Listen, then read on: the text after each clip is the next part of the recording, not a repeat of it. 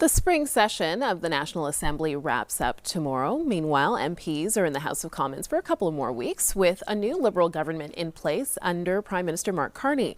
So from Quebec City to Ottawa, it's been a very busy political season, all against the backdrop of a trade war with the U.S. Joining us now is Sandy White, writer, entrepreneur, and former advisor to Stephen Harper's Conservative government, joining us today as our political analyst. Welcome to the show, Sandy. Thank you very much for having me, Maya. So full disclosure, you're also working behind the scenes in the Quebec Liberal leadership race, backing one of the candidates, Carl Blackburn. So we just wanted to get that out there on the table.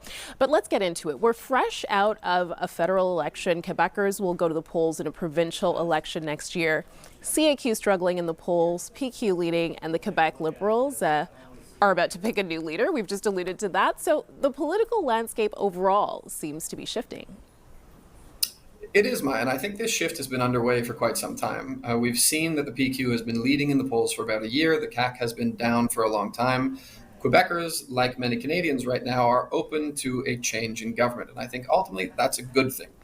The CAQ came in pledging to do things a little bit differently. That hasn't happened, and as you touch on, we have a Quebec Liberal leadership election happening right now. A new leader is going to be in place in about a week. And that may mean also a shifting of the political polling and the scales in the province as they seem poised to maybe jump into first place under new leadership. There's also talk of a potential merger between the Quebec Conservative Party and the Quebec Liberal Party, depending on what that leadership dynamic looks like. But without a doubt, we are seeing some major shifting sands coming up before the election next year. It's going to be very interesting to keep an eye on all of that. And I want to speak a little bit more about the CAQ because, you know, they swept to power because Quebecers were tired of the old federalist sovereignist divide. But now these polls are suggesting that Quebecers are tired of the CAQ, even though they've won two commanding back-to-back majorities. So could we potentially be going back to that old Liberals versus the PQ dynamic? Yeah, so Maya, I think this is a bit of a reversion to the status quo. For about the 40, 50 years prior to the CAQ coming to power, the dynamic was very much Liberal Party and PQ when we looked at questions of federalism, sovereignty. We had two referendums. That looks to be a reversion to the norm right now. That, in my view, is both a good thing and a bad thing. It means, on the one hand, we have divisive linguistic and societal issues bubbling up to the surface again.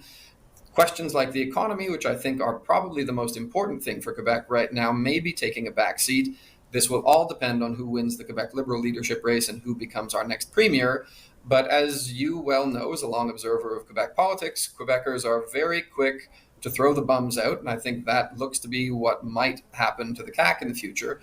So a lot of major changes again on the horizon, hopefully very positive, productive ones, as Quebec is really in need of economic revitalization. All right, Sandy White joining us today as our political analyst. Thank you for your insights today. We appreciate it. Thank you very much for having me.